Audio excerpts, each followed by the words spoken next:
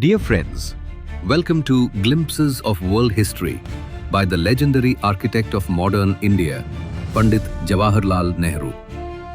You are about to experience this masterpiece narrated through an artificial recreation of Nehru's voice. Before we begin, I kindly request that you set aside your mobile devices and listen with full attention and tranquility. Thank you. Letter number 6. 10th of January year 1931. The Hellenes. None of you came today to interview us, and the Mulakat Kadim has been rather a blank day. It was a disappointment, and what was worse was the reason given for the postponement of the interview. We were told that Dadu was not well. More we could not find out. Well, when I found that the interview was not taking place today, I went to my charka and did some spinning. I find that spinning on the charka and weaving niwar are delightfully soothing.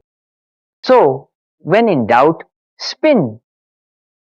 We compared and contrasted Europe and Asia in my last letter. Let us have a brief look at old Europe as it is supposed to have been. For a long time, Europe meant the countries round about the Mediterranean Sea. We have no records of the northern countries of Europe in those days. Germany and England and France were supposed by the people of the Mediterranean to be inhabited by wild and barbarous tribes. Indeed, to begin with, civilization is supposed to have been confined to the eastern Mediterranean. As you know, Egypt, which of course is in Africa and not in Europe. And Knossos were the first countries to go ahead. Gradually, the Aryans poured westwards from Asia and invaded Greece and the neighboring countries. These were the Aryan Greeks, whom we now know and admire as the ancient Greeks. To begin with, I suppose, they were not very different from the Aryans, who perhaps earlier had descended into India. But changes must have crept in, and gradually the two branches of the Aryan race became more and more different. The Indian Aryans were influenced greatly by the still older civilization of India, that of the Dravidians, and perhaps the remains of the civilization whose ruins we see at Mohenjo-daro. The Aryans and the Dravidians gave much to each other and took much from each other also, and thus built up a common culture for India. In the same way, the Aryan Greeks must have been greatly influenced by the older civilization of Knossos, which they found flourishing in the Grecian homeland. But though influenced by it, they destroyed Knossos and much of its outer civilization also, and on its ruins they built their own civilization. We must remember that the Aryan Greeks as well as the Aryan Indians were in those early days rough and hard fighters. They were vigorous, and they destroyed or absorbed the softer and more civilized people they came across. So Knossos was destroyed nearly 1,000 years before Christ was born. And the new Greeks established themselves in Greece and the islands round about. They went by sea to the west coast of Asia Minor, to southern Italy and Sicily, and even to the south of France. Marseille in France was founded by them.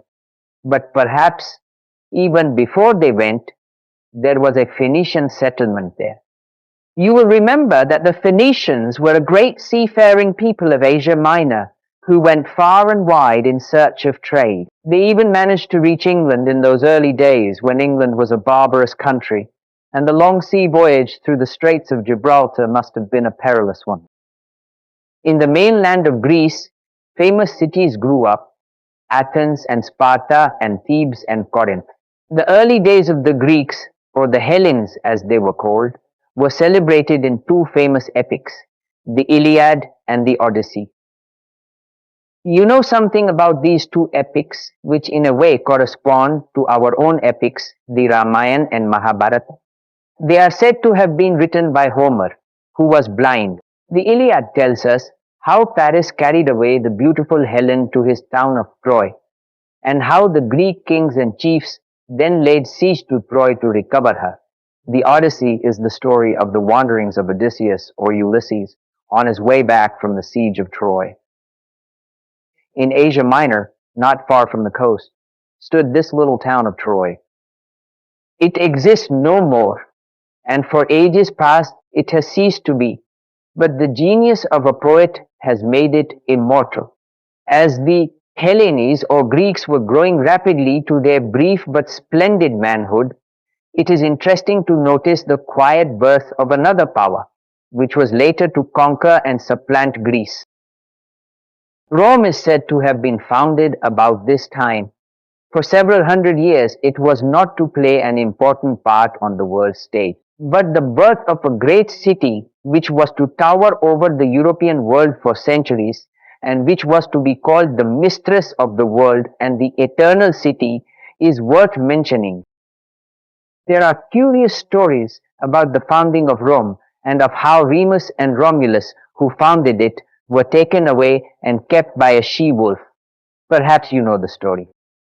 About the time that Rome was founded, or a little before it, another great city of the ancient world was built. This was Carthage, on the northern coast of Africa, which was founded by the Phoenicians. It grew into a great sea power, and between it and Rome there was bitter rivalry and many wars. Rome won in the end and destroyed Carthage utterly. Let us have just one brief look at Palestine before we finish for the day. Palestine is, of course, not in Europe, nor has it much historical importance. But many people are interested in its ancient history because it is given in the Old Testament. It is the story of some tribes of the Jews who lived in this little land and of the troubles they had with their big neighbors on either side, Babylonia and Assyria and Egypt. If the story had not become part of the religion of the Jews and of Christianity, few persons would probably know of it. About the time that Knossos was destroyed, Saul was king of Israel, which was part of Palestine. Later came David and then Solomon, who had a great reputation for wisdom. I mention these three names because you must have heard of them or read about them. Dear listeners, this was legendary Pandit Jawaharlal Nehru's masterpiece, Glimpses of World History. You can listen to the Hindi version of it in the link shared in description. But please remember, creating informative content takes a lot of time and research, but it helps preserve important stories and helps people learn. Your support really matters. When you like, subscribe and share these videos, you help good content succeed instead of trashy videos. You're choosing education over entertainment, knowledge over nonsense. Support us through paying thanks, supers and subscriptions. Let's go to the next episode.